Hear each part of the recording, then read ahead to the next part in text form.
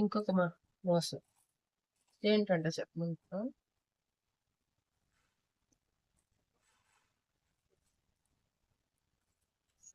జీలకర్ర.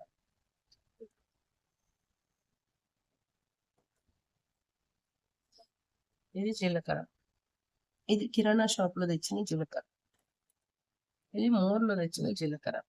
అసలు నాకు ఒక అర్థం కాలేదండి, జీలకర్ర ఇట్లా వైట్ గా ఉంటదా, ఇట్లా రెడ్డిష్ గా ఉంటదా?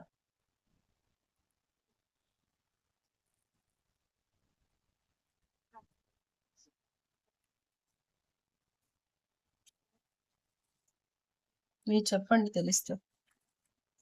ఇది కిరాణా షాప్ లోకి, ఇది వచ్చేసేమో మోర్ సూపర్ మార్కెట్ లో. ఎందుకు కలర్ చేంజ్ వచ్చింది ఒకసారి మీరు చెప్పండి విన్నది.